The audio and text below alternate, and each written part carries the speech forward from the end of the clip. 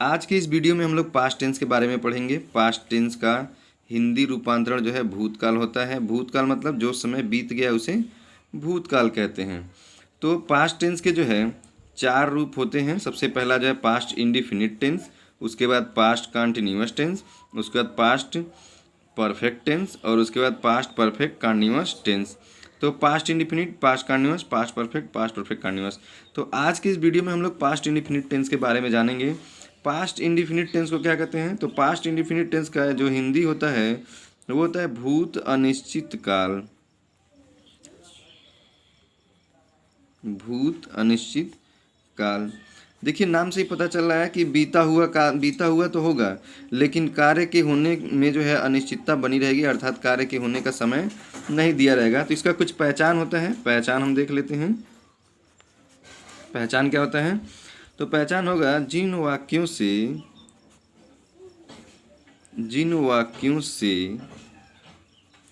किसी कार्य के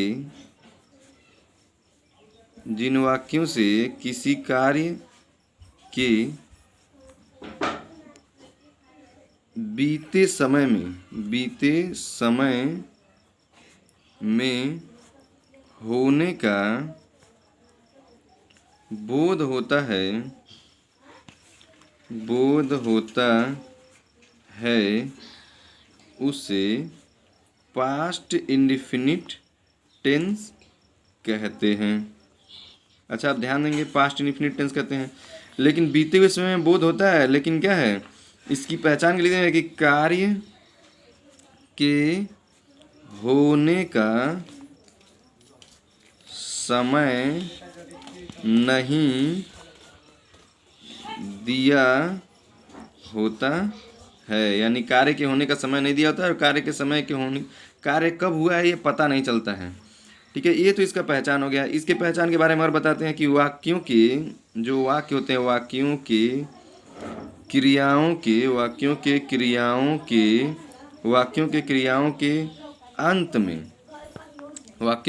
के अंत में ता था, ते थी, ती थी, ते थे, या, ये, ई, था, थे, थी इत्यादि शब्द पाए जाते हैं। ठीक है, अब इसको देखेंगे। ये तो आपका पहचान हो गया। इसको याद कर लेंगे तो कभी आप पास्ट इंडिफिनिट टेंस को भूलेंगे नहीं। तो अब इसके लिए जो है रूल होता है, सबसे पहले इसका अफर्मेटिव सेंटेंस लिख लेंगे। AFFIRMATIVE affirmative, SENTENCE affirmative sentence. Affirmative sentence में क्या होता है? अफर्मेटिव सेंटेंस का जो स्ट्रक्चर होता है, जो संरचना होता है, STRUCTURE स्ट्रक्चर क्या होता है? सबसे पहले लिखते हैं सब्जेक्ट प्लस, ठीक है, वर्ब की सेकेंड फॉर्म।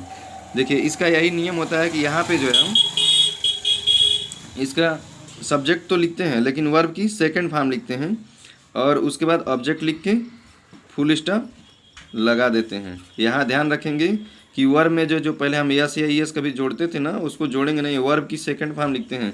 जैसे कुछ वर्ब की सेकंड फॉर्म बता देते हैं आपको। जैसे गो है तो गो का क्या होता है? गो, वेंट, गॉन। तो देखिए आप, ये फर्स्ट फॉर्म है, ये सेकंड फॉर्म है, ये थर्ड फॉर्म है। एक और आता है ING फॉर्म आता है, तो उसमें क्या होता है? गो में जुड़ जाएगा, गोइंग हो जाएगा, गोइंग। तो ये ING 4 प्रकार का हो गया, लेकिन 3 फॉर्म अब जो है मुख्य रूप से पढ़ते हैं। तो इसका एक अफर्मेटिव सेंटेंस का हम उदाहरण देते हैं। जैसे राम घर गया, तो क्या लिखेंगे? अब देखिए या शब्द पाया गया ना, हमने बताया कि या, ये, ई जो है पाए जाते हैं, तो या शब्द पाया गया। तो अब राम घर गया तो क्या लिखेंगे? सबसे पहले सब्जेक्ट, तो क्या हो जाएगा? राम, और वर्ब की सेकंड फॉर्म गया, घर गया। तो गया की अंग्रेजी क्या हो जाएगा? गया मतलब जाना, तो जाना को क्या कहेंगे? गो कहते हैं। तो गो मतलब गो का क्या हो जाएगा? गो वेंट हो जाता है, तो WENT। तो राम वेंट, उसके बाद टू हाउस। ठीक है, एक और बताते हैं। जैसे पक्षियाँ आसमान में उड़ी। देखिए उड़िंग जो रहेगा ये बहुवचन हो जाएगा, तो क्या लिखेंगे? द बर्ड्स अब वो एक वचन हो या बहुवचन हो, किसी भी प्रकार का कर्ता हो, सबके साथ जो है यही जो है हमारा स्ट्रक्चर फॉलो होता है। चाहे वो ही सी इट हो, चाहे आई दे वी यू हो, सबके साथ वही लगाते हैं। तो दी बर्ड्स, अब फ्लाई का क्या होता है, देखिए फ्लाई का होता है FLY फ्लाई, फ्लाई का होता है फ्ल्यू, और एक होता है फ्लोन, FLOWN।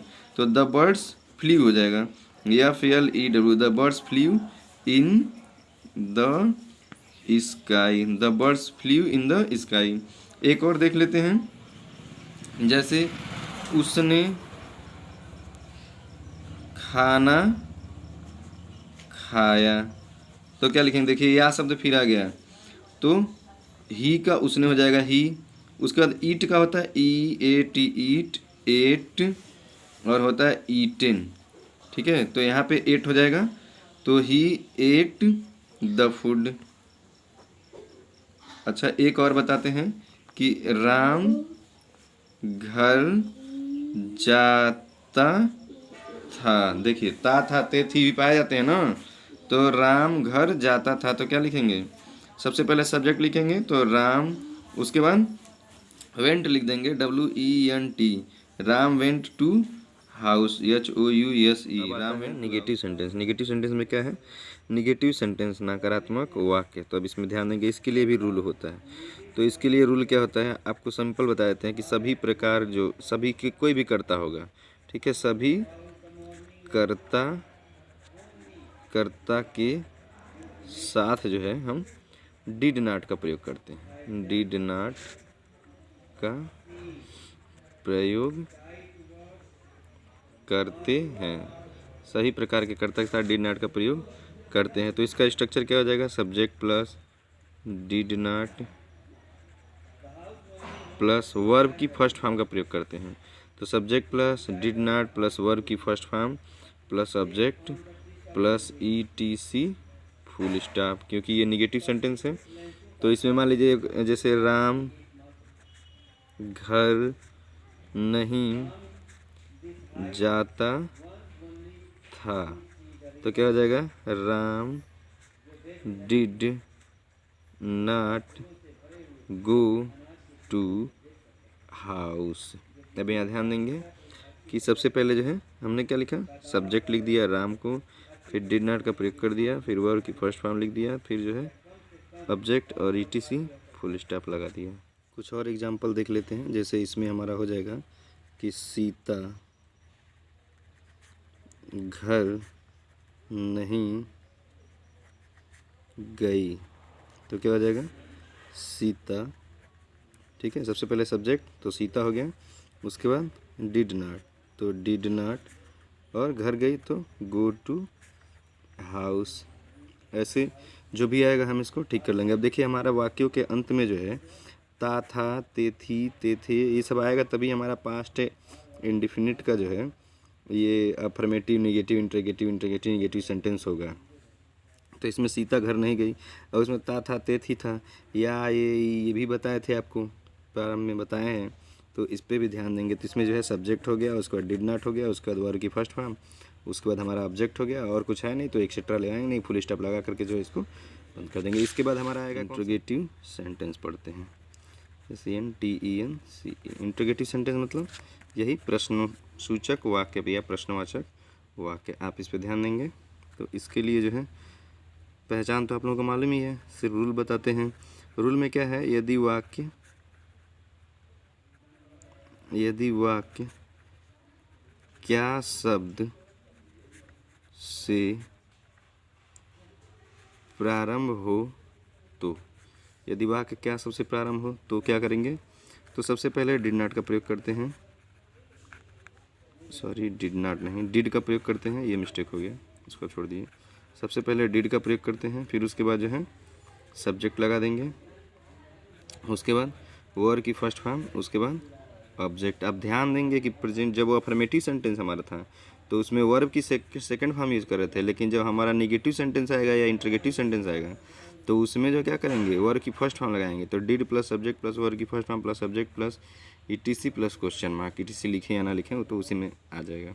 जैसे यहाँ पे हो जाए कि क्या राम घर गया और क्वेश्चन मार्क लगाएंगे। तो क्या लिखेंगे आप, सबसे पहले डिड लगा देंगे, तो डिड, उसके बाद वर्ब की फर्स्ट सब्जेक्ट हमारा लिख देंगे, डिड का सब्जेक्ट हो जाएगा, तो डिड हो गया, सब्जेक्ट हो गया, तो राम हो गया यहाँ पे, और डिड राम, उसके बाद वर्ब की first form go to house, तो did Ram go to house, और उसके बाद क्वेश्चन मार्क लगा देंगे। फिर ऐसे ही हो जाएगा, क्या सीता फूल तोड़ती थी, तो क्या लिखेंगे, सबसे पहले डिड का प्रयोग करेंगे। कोई भी सब्जेक्ट होगा हमारा, कोई किसी भी प्रकार का कर्ता होगा, चाहे एक वचन होगा, बहुवचन हो गया, या कोई भी कर्ता होगा, तो उसमें जो हम क्या करेंगे, डिड का प्रयोग कर देंगे।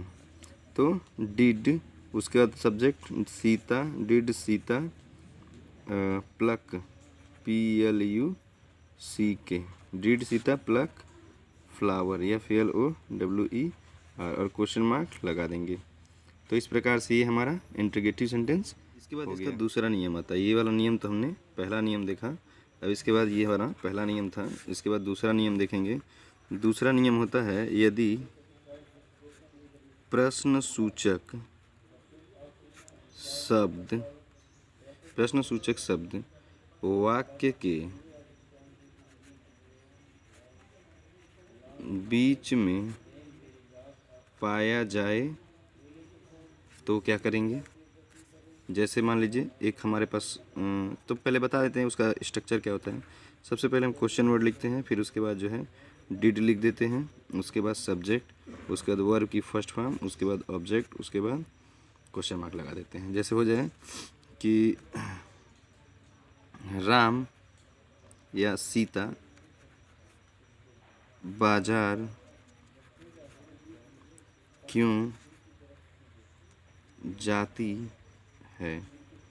देखिए क्यों ये वाक्य के बीच में पाया गया, तब ये वाला स्ट्रक्चर हम लगाएंगे। तो क्या लिखेंगे, सबसे पहले क्यों की अंग्रेजी लिख देंगे क्वेश्चन वर्ड, तो वाई, उसके बाद डिड, सब्जेक्ट सीता है तो सीता, वाई डिड सीता, उसके बाद वर्ब की first form go to market, why did Sita go to market. तो इस प्रकार के जब भी सेंटेंस मिलेंगे हमको, हम लोग बड़ी आसानी से इसी तरीके से बना लेंगे, इसी स्ट्रक्चर के साथ। एक और लिख देते हैं, जैसे राधा नृत्य क्यों करती है। तो इसको अब बनाएंगे। देखिए सबसे पहले क्यों की अंग्रेजी लिखेंगे, क्योंकि हमारा स्ट्रक्चर में सबसे पहले क्वेश्चन वर्ड लिखना हमको। तो क्यों की अंग्रेजी क्या होती है, वाई होती है, तो वाई लिख देंगे, वाई डिड।